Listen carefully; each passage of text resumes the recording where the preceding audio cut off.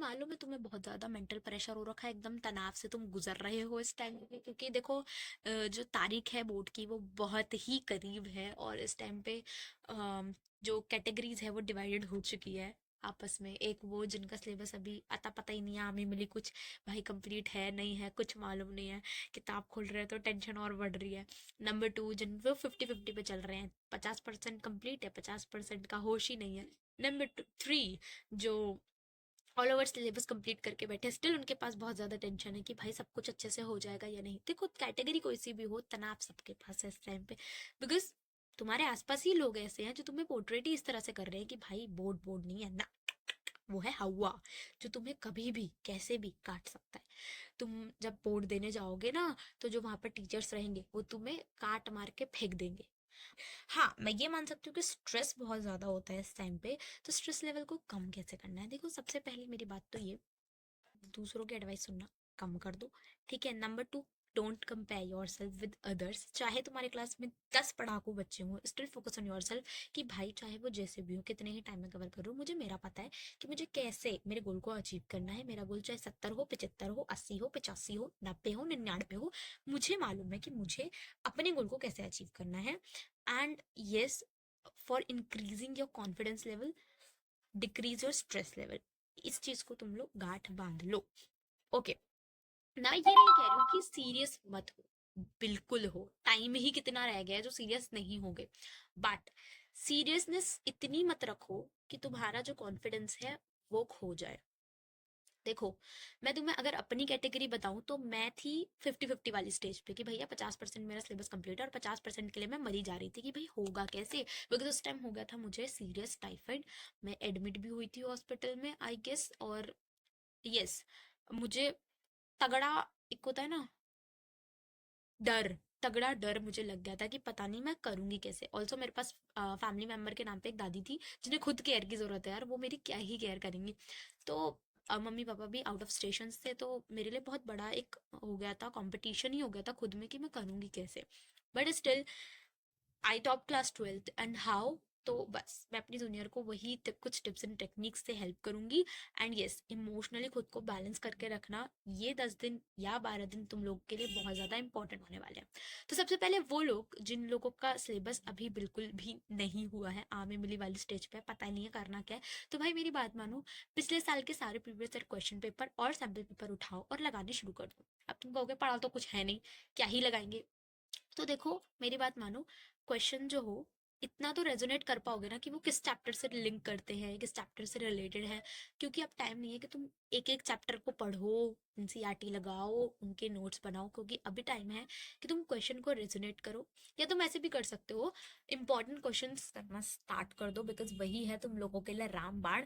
क्योंकि जब तक देखो, अब इतना टाइम नहीं है कि तुम बैठकर नोट्स बनाओ और उसे फॉलो करो, फ्लैश कार्ड्स बनाओ ना, हो नहीं पाएगा। तो अभी क्या करो, जितने हो सके, जितने ज्यादा हो सके उतने इंपॉर्टेंट क्वेश्चंस करो। बहुत सारी यूट्यूब वीडियोस हैं जो आपको स्पेसिफिकली सिर्फ इंपॉर्टेंट क्वेश्चंस ही देती हैं।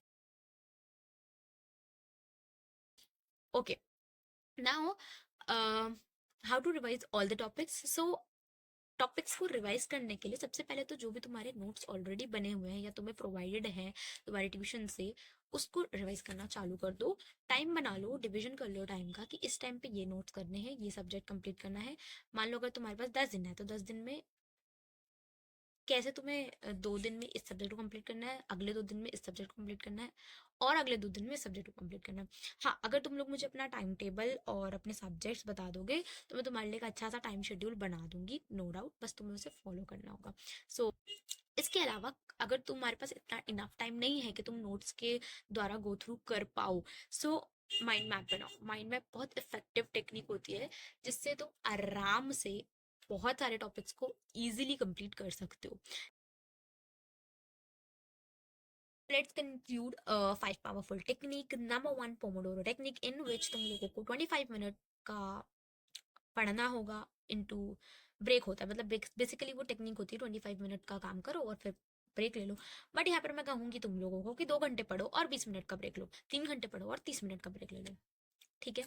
बिकॉज टाइम कम है और हमारे माइंड को इस टाइम पे स्ट्रेस क्योंकि है, तो थोड़ा ज़्यादा ब्रेक चाहिए होता है।